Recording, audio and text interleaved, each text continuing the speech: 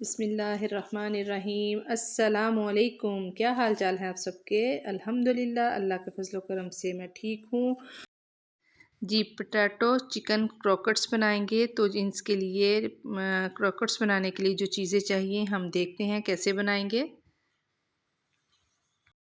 कि जी ये कैसे बनाए हैं, बड़े मज़े के और क्रिस्पी और फ्लफ़ी, बहुत मज़े के।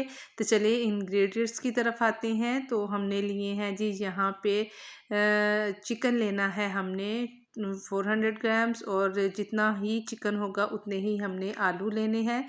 चिकन को बॉईल करके मैंने श्रेड कर लिया है, बग़ैर नमक के, बग़ैर सिरके के। और इसी तरह आलूओं को मैंने बॉईल करके तो उनको ग्रेट कर लिया है। तो जी ये देखें, हम वज़न है चिकन भी और आलू भी। और एक प्याज था, उसको बड़े साइज़ का, उसको मैंने बारीक चॉप कर लिया है। यहाँ पे एक शिमला मिर्च थी बेल पेपर, उसको मैंने चॉप किया है। ग्रीन चिली है और धनिया।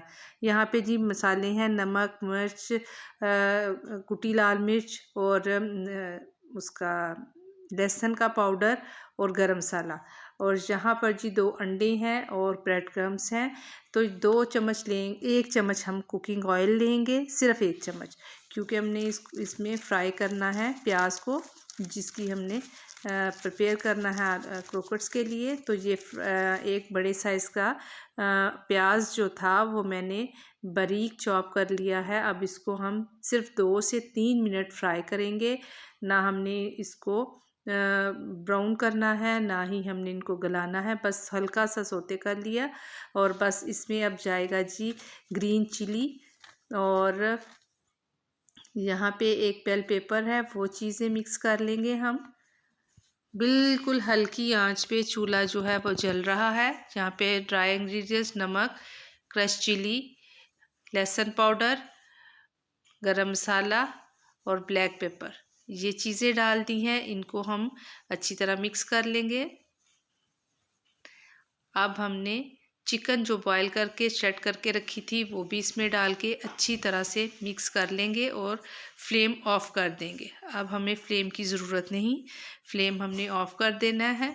अच्छी तरह मिक्स कर लें। अब इसको हमने छोड़ देना है थोड़ी देर के लिए, जब तक कि ये ठंडा हो जाए मिक्सचर सारा। उसके बाद हम अगला प्रोसेस स्टार्ट करेंगे।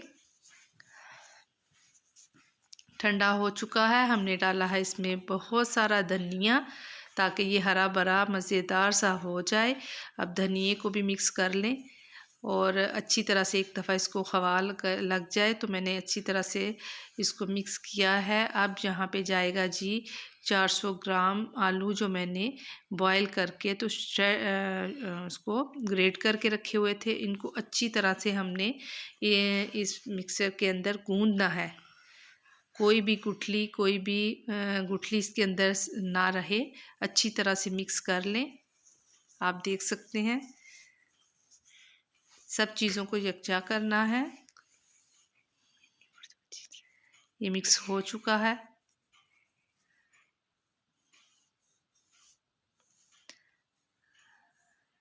जी ठीक है।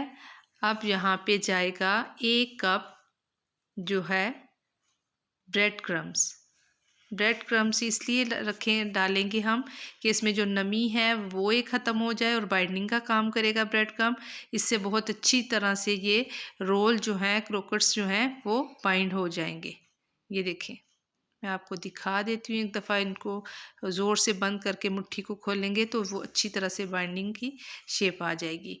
यहाँ पे चाहिए जी 2 अंडे, और उसमें हमने मिक्स किया है 2 चम्मच खाने के दूध, और उसको अच्छी तरह से फेंट लिया है। ज़रा सा मैंने नमक भी डाल दिया, आप चाहे तो नमक डालें या ना भी डालें। तो जी यहाँ पे अच्छी तरह इसको फेंट लें। ये देखें, ये अब बाइंडिंग पोजीशन में आ गया है। अब हम इनके सबके सिलेंडर शेप के क्रॉकर्स बना लेंगे।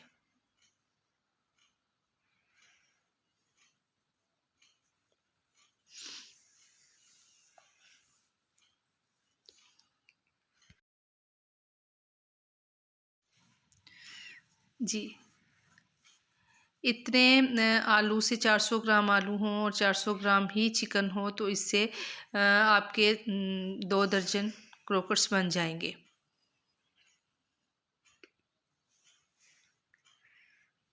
अब हमने इनको सबको रोल्स मैंने बना लिए। अब एक कोट करेंगे अंडे का, एक कोट ब्रेड क्रम्स का, फिर एक कोट अंडे का और एक कोट ब्रेड क्रम्स का। मैंने दोनों चीज़ दो कोट किए हैं। एक दफ़ा कोट करके रख दिए थे सारों को, फिर दूसरी दफ़ा फिर उसी तरह से मैंने किए हैं। आप देख सकते हैं कितनी अच्छी तरह से इनके ऊपर कोटिंग हो चुकी है। अब हम फ्राई करेंगे। तो जी मैंने इनको फ्राई किया है। बहुत ज़्यादा ऑयल में मैंने नहीं डाला, थोड़े से मैंने करने थे फ्राई सिर्फ वीडियो के लिए, तो मैंने बस आपको दिखाने के लिए शैलो फ्राई ही किए हैं। आप चाहें तो डीप फ्राई कर सकते हैं। और मैंने इनको पलट के आप देख सकते हैं कितना अच्छा गोल्डन कलर आ चुका है और बड़े क्रिस्पी बने और नरम नहीं थे लेकिन अंदर से सॉफ्ट। डबल कोट करने का यही फ़ायदा होता है ना कि वो ज़्यादा क्रिस्पी बनते हैं। और ये देख लें, इसको मैंने जब चम्मच के साथ इसके ऊपर से जब चम्मच को ज़ोर ज़ोर से मारा भी है तो स्क्रैच करने की कोशिश की है तो आवाज़ आ रही है लेकिन टूटा नहीं। और ये देख लें अंदर से बिल्कुल सॉफ्ट और बहुत ही मज़े के। ज़रूर रेसिपी को फॉलो कीजिएगा, ज़रूर एक दफ़ा ट्राई कीजिएगा बनाने की। और ये है कि आपको यकीनन बहुत ही अच्छी मेरी रेसिपी लगेंगी। और कमेंट्स करके ज़रूर बता दिया करें ये रेसिपी आप ट्राई करते हैं आपको कैसी लगती हैं। अगर नहीं भी पसंद तो डिसलाइक कर दिया करें लेकिन कमेंट्स ज़रूर किया करें। अपनी दुआओं में याद रखिएगा। मेरी रेसिपी देखने के लिए वक्त निकाला, बहुत बहुत शुक्रिया। कल इंशाल्लाह किसी और रेसिपी के साथ हाज़िर हो जाएंगे इंशाल्लाह।